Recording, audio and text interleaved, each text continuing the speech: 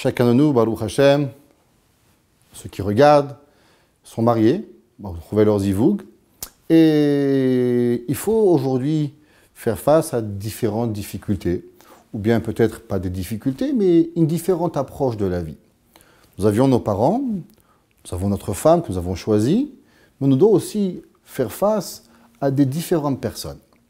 Chez les chassidim, on raconte une histoire qu'il y avait un jour deux madames qui se rencontrent. Et vous savez, à l'époque, les gens se mariaient sans vraiment que leurs parents soient là. Et une femme, elle dit, ma fille est tombée sur un gendre, sur un mari magnifique. Il lui fait tout. Il est gentil, il lui fait la vaisselle, il lui fait le parterre, il lui s'occupe des enfants. Et Adozo dit, eh ben, mon pauvre, mon fils à moi, il a une femme ni qui lave, ni qui repasse, ni qui fait rien. Et en vérité, c'était la perception des deux mamans, que la mère et la belle-mère. Une qui voyait que son gendre lui faisait tout, et l'autre, elle voyait comme une fainéantise de sa belle-mère. Comment gérer l'approche et le regard de quelqu'un d'autre? Que ce soit les beaux-parents du côté féminin, du côté de madame, ou les beaux-parents du côté de monsieur. On sait que dans notre vie, personne ne se permet rien si on ne laisse pas la place à quelqu'un. Si quelqu'un rentre dans ma vie et essaie de me donner des conseils, et il commence à prendre du chemin, c'est que véritablement je lui ai laissé cet espace. Tout d'abord, pour pouvoir gérer ce qu'on va appeler la crise des beaux-parents, il faut savoir que c'est seulement nous-mêmes et notre famille que nous avons laissé ce problème arriver s'il y en a. Un couple qui aurait mis des pendules très claires et des balises claires et nettes. Je ne parle pas de tes parents, tu ne parles pas de mes parents, je respecte tes parents, tu respectes mes parents. Et que la vie que nous allons faire, elle ne va pas ressembler ni à tes parents, ni à mes parents. La vie que nous allons avoir entre toi et moi est une vie qui va être une mixture, un mélange de ce que tu as vu chez toi, de ce que j'ai vu chez moi, mais nous allons l'adapter à nos besoins pour pouvoir y arriver. Très souvent, quand on se marie, on vous a sûrement raconté et on vous a sûrement dit ce passage du Talmud, « Caché zivugo shel adam ke kiryat yamsouf ». Il est difficile le mariage de la personne comme l'ouverture de la mer Rouge. Et la question qui se demande, mais pourtant, le mariage est unir deux choses. À l'inverse, la mer Rouge devait de séparer deux éléments. Pourquoi Chachamim ont choisi de comparer l'unité à la dissociation? Et Chachamim de nous répondre aussi qu'à cause que pour qu'une personne, elle rentre dans un mariage heureux, elle doit être capable de se dissocier de sa vie du passé. Qu'est-ce que je veux dire par là? Ça veut dire que si je reste moi-même, à 100% moi-même de qui je suis, avec tous mes besoins, avec tout ce que je veux, avec tout ce que je pense, il ne me sera pas facile de pouvoir rentrer dans mon mariage. Mais si je comprends qu'aujourd'hui, je vais avoir un conjoint, une conjointe, un homme, un mari ou une femme qui va rentrer dans ma vie et qu'ensemble, je vais devoir tailler des angles pour pouvoir créer une nouvelle entité, que l'entité, elle va être ni mes parents, ni mes beaux-parents, mais ce que ma femme et moi, ou mon mari et moi, voulons de notre vie, voulons de notre avenir, alors automatiquement, on comprend que ce qu'on a vu ailleurs n'est pas obligatoirement un copier-coller qu'on pourra faire chez nous. Un jour, j'ai étudié dans une grande yeshiva et j'ai demandé à mon rocher yeshiva, c'est quoi la première règle à avoir envers ma belle famille pour ne jamais avoir arrivé à leur manquer de respect? Et le Rav m'a dit, écoute mon fils, tu n'es même pas encore marié. Laisse-moi te donner un conseil. Ne tutoie jamais aucun membre de ta belle famille. Tes nièces, tes belles-sœurs, tes beaux-parents. Quand tu garderas le respect de tes beaux-parents et de tes belles-sœurs, en comprenant que tu vas toujours leur donner le respect maximum, il est impossible que eux ne te rendront pas le respect maximum. La Gemara de nous dire, un chacham, un rave, au départ, il a souvent l'air de l'or. Par la suite, quand il fréquente le monde, il a l'air de l'argent. Quand il mange avec le monde et qu'il commence à fréquenter le monde, il ressemble à de la poterie qu'au moment où elle va tomber, elle va se casser. C'est pareil.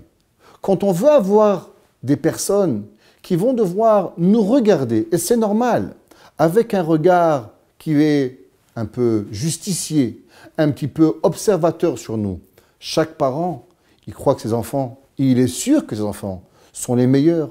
Et d'un coup, on arrive à l'âge de 20, 25 ans, on prend le garçon, on prend la fille. Les parents ont une norme et ils sont normalement inquiets pour leurs enfants.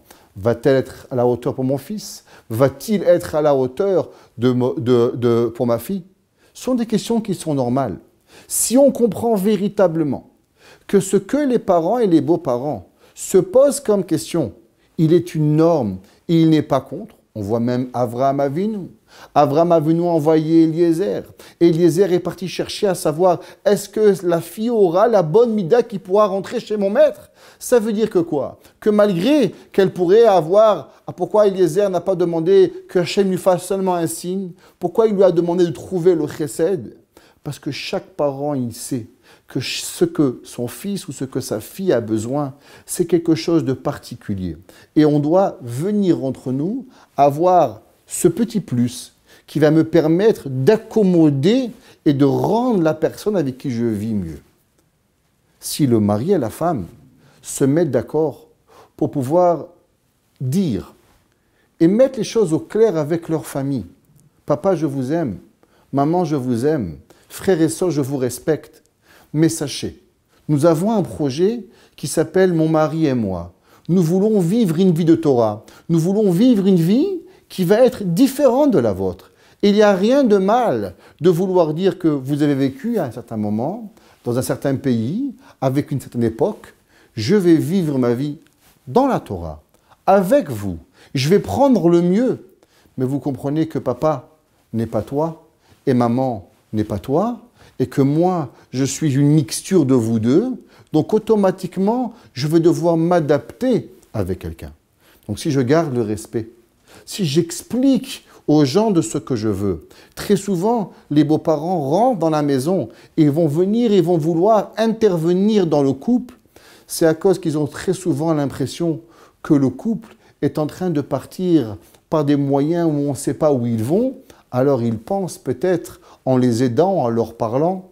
Mais si à la première occasion, le mari ou la femme attrape ses parents et dit « Regarde papa, tu sais, nous ne sommes pas en train d'essayer de faire des mauvaises choses. Mon mari a un rave, moi j'ai ma rabbinite, avec qui on se rencontre, avec qui on essaye, avec qui on arrive. Et on veut essayer de créer une vie qui peut être dans le chemin de la Torah, qui va vous ressembler à la fin. Mais nous sommes en construction. On a dit dans un premier cours, la communication. La communication ne s'arrête pas à l'âge de 12 ou 20 ou 30 ans. La communication doit toujours pouvoir être continuée entre le mari et sa femme, entre les parents et les beaux-parents. Si vous gardez le respect de vos beaux-parents, si vous vous affirmez au moment où vous faites quelque chose avec des raisons, si on va sentir dans vous que vous êtes une personne qui prend conseil au monde et que vous n'êtes pas à agir soudainement, alors les gens vous feront confiance. Malheureusement, vous savez comment les gens perdent confiance en nous? C'est quand nous-mêmes, nous n'avons pas une véritable confiance en nous-mêmes. Si je suis capable d'avoir l'humilité, de pouvoir écouter des fois, quand il y a une question qui se pose, dire « Papy, mamie, maman, papa, vous avez une bonne question sur moi. Je retiens votre question. Je vais me renseigner et je leur fais montrer que ce qu'ils disent est important. » Alors automatiquement, on réduit les problèmes quasiment à néant. Mais si à chaque fois que quelqu'un me parle, si je me sens jugé, si je ne suis pas capable de donner ce que je pense, parce que véritablement, je n'ai pas de projet dans la vie, alors c'est normal qu'un père ou une mère deviennent des parents qui peuvent être difficiles à pouvoir supporter. Mais si à l'inverse, la Torah de nous dire que nos anciens sont là pour nous guider et venir nous donner des conseils, et écouter ce qu'ils ont à dire et leur faire comprendre que ce qu'ils disent peut être important. Mais C'est pas parce que je veux pas écouter, c'est parce que j'ai décidé de faire autrement par rapport à ce que mes chachamim, mes sages, mes parents, ma vie, ma société me demandent de faire. Et c'est pour ça que je n'agis pas. Alors automatiquement, la communication peut être ouverte.